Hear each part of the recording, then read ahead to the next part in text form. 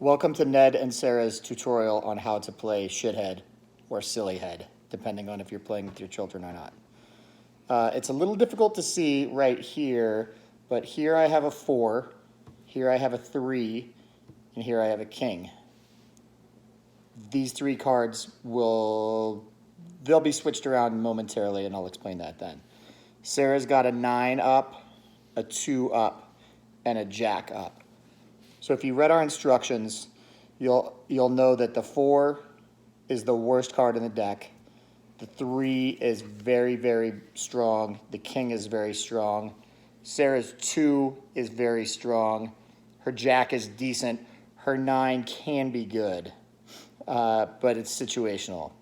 So at this point in the game, you turn your cards over, and I've got a jack, a king, and a 6.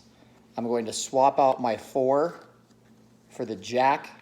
So I now show a king, a 3, and a king up. I will leave those as is until the deck of draw cards here is all dealt with. So now Sarah will do what Sarah's going to do. I'm going to pick up. You can show your cards, babe. It's okay. So I have a 2, a 3, and a 9 in my hand. So I'm going to pick up my 9 and the jack. I'm going to put the 2 and the 3 down. So now I have a 2, a 2, and a 3 facing up.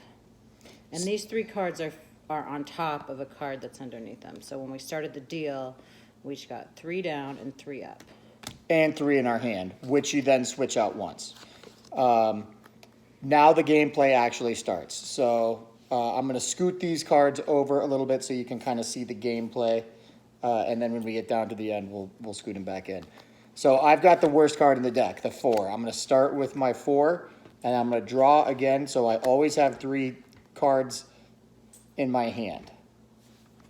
I happen to have 2 9s, so I'm going to play them at the same time and draw 2, so I have 3 in my hand.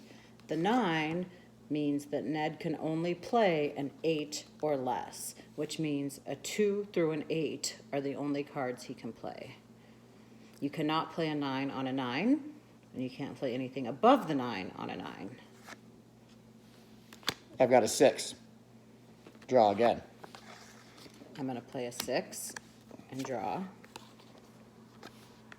Jack. Draw. I have 2 jacks. I'm going to play them at once and draw. So obviously you can play queen, king, jack, ace if you have them.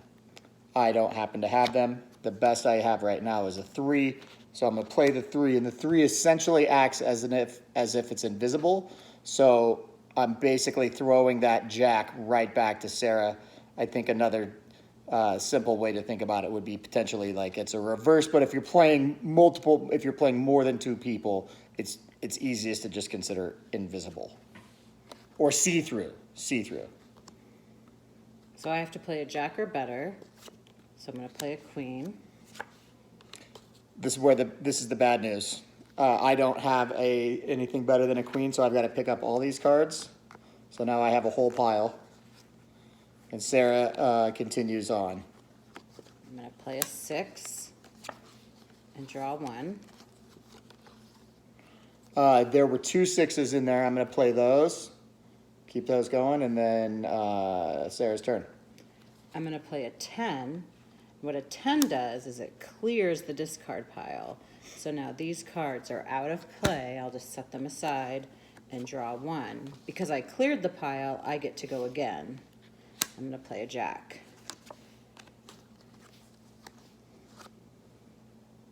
3 jacks. All 4 jacks. It's as if you played a 10.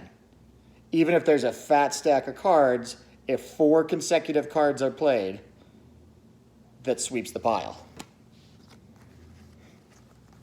Which gives me an opportunity to start to get rid of some of the terrible low cards that I've got in my hand. Sarah played a king. She's bringing the heat. She's not here to play. 3, because that's all I can do. 2 aces. Pick them up. I'm going to play a 4 Play my 4. I'm going to play a 9, which you'll recall means Ned can only play an 8 or less. 5. 5. 10. Sweep all this junk out of here. This is all garbage cards. 2 9s. 8. 8 again. 10 clears that. I get to go again since I cleared, and I'm going to play 2 7s. Queen. I'm going to play a 2, which basically starts the count over. Ned could play anything now. If someone plays a 2, this gives you an opportunity to play your worst card. I don't have a worst card right now. I got a king. I don't have better than a king, so I have to pick up now. Jill.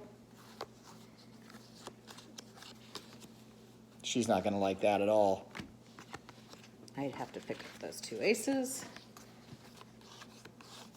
Now, you'll notice that when I picked all those up, I wasn't drawing from the draw pile. You can only draw from the draw pile if you play a card and it gives you less than 3. Sarah's got a whole handful over here. A whole handful. She won't be drawing for a while. Oh yeah, my turn, sorry. Ned played a 7. I have 3 7s, so now that 4 of them in a row are played, they clear, and I get to go again.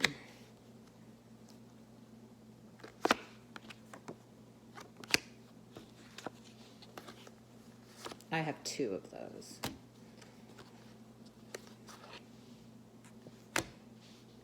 So the 3 means I have to play an ace or better. The only thing I have that plays is a 2, which starts it over.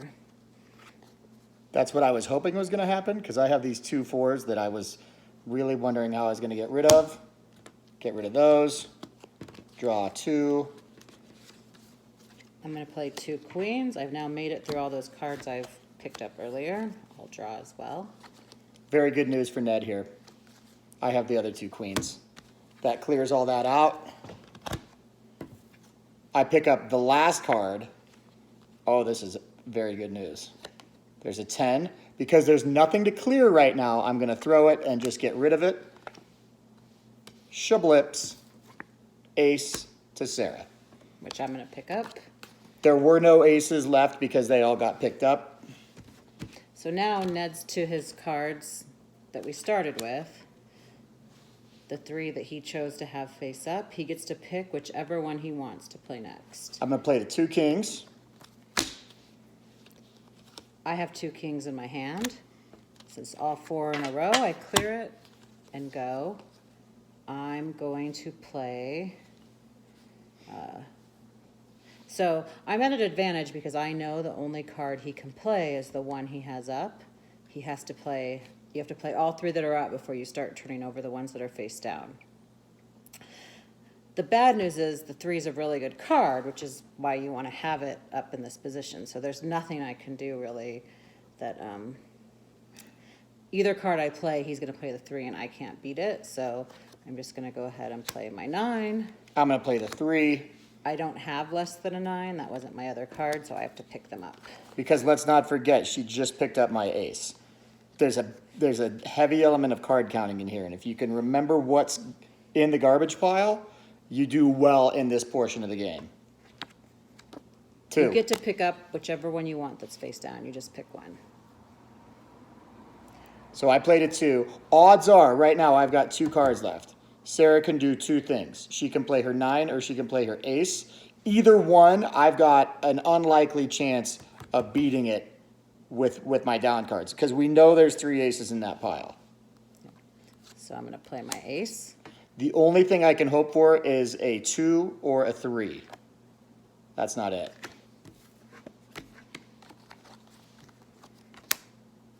So if I would have played my 9, counting on all the lower cards having been discarded, he would have been able to go. I'm going to play that 5. I have a 3, and I'm out. So this is very interesting. I can see exactly what's going to happen right here. I'm going to play my ace. Now Sarah's got her 3, her 2, and her 2. I'm gonna pay the 3. She's hoping that I can't beat that ace, but I got the 2. I play my 2. Sarah plays her 2 2s. And this is bad news, because once I play a 2, it doesn't even matter what Ned's very last down card is, it's going to play. Boom, I win with a 5. These cards, Sarah never even got to play.